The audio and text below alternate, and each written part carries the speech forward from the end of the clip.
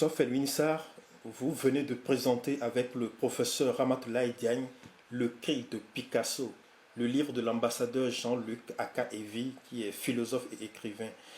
Alors, dans l'ouvrage, il est question d'esthétique, du bien, du beau et même de la perception de l'altérité. Alors, à votre avis, l'esthétique est-il relative selon les cultures, les races et autres paramètres? Oui, je le crois aussi. Je crois que, parce que Jean-Luc Aka-Evy, le philosophe, le dit dans son texte, il dit que toute société organise des signes qu'elle produit et leur donne du sens. Donc je pense que les conceptions du beau, les conceptions de l'art, les conceptions de l'esthétique, bien évidemment, les humains sont universels, la condition humaine est une, mais chaque visage de l'expérience humaine produit son sens du beau, produit son sens du vrai. Et les cultures, elles produisent des figures qui sont idiosyncratiques, qui leur sont propres. Ça ne veut pas dire qu'elles ne peuvent pas dialoguer, qu'elles ne sont pas en communication avec les autres, mais dans un lieu précis, dans une conjoncture donnée, quelque chose naît là et qui fait sens là et qui obéit à une production historique, sociologique et culturelle. Quels sont globalement les autres débats que pose cet ouvrage, Le cri de Picasso? En fait, le premier débat que cet ouvrage pose, c'est le discours sur l'art dit nègre dans le canon esthétique occidental.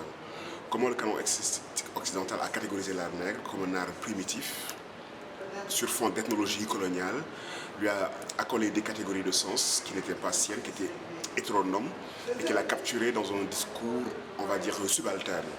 Et tout le travail de l'ouvrage, c'est de déconstruire ce discours-là et de montrer, d'en refaire l'histoire, la généalogie, l'archéologie, mais surtout de montrer comment cet art a inspiré les avant-gardes européennes, comment il a participé à la construction de la modernité occidentale, mais surtout comment est-ce qu'il devrait être lu en fonction de ses catégories à lui et comment on doit le désengager de ce discours-là. Et aussi, il a fait une sorte d'analogie avec la rencontre de l'autre, la figure de l'autre, comment l'autre a été créé, comment l'altérité a été produite.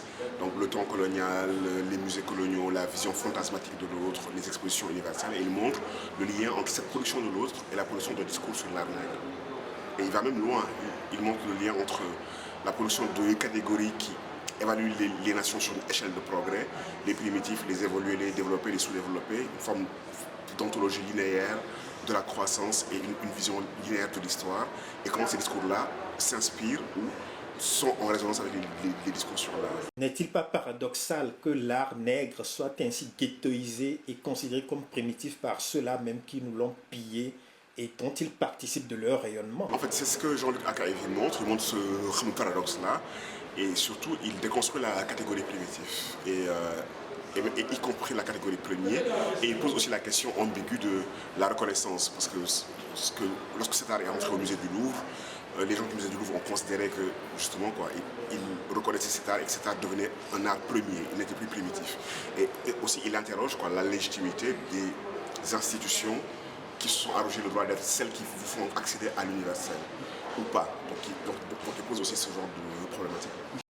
À présent, Felwine Sarr, où en est-on avec le processus de restitution des biens culturels et artistiques de l'Afrique volés pendant la colonisation par les Européens? Ce qui s'est passé, c'est qu'en France, il y a eu le mouvement de restitution des trésors royaux d'Abomey.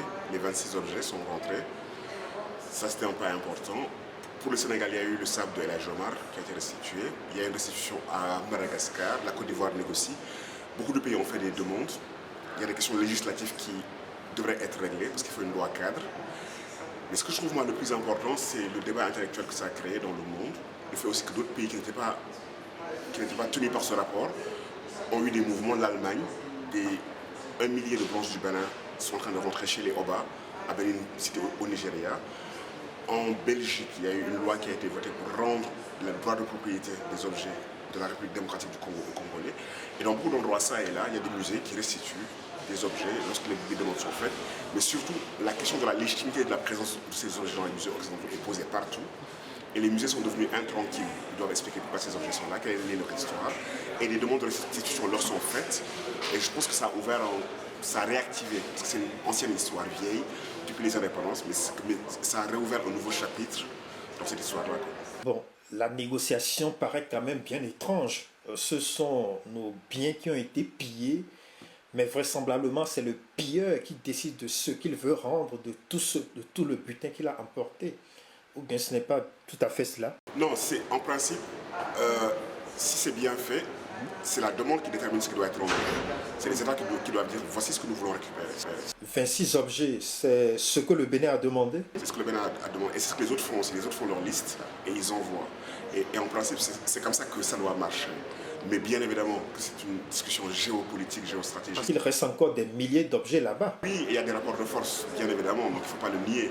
Donc du coup, ce n'est pas juste une question d'œuvre d'art, c'est une question de rapport géopolitique qu'il faut aussi réussir à renverser. Felwine Sarr, merci beaucoup. Merci.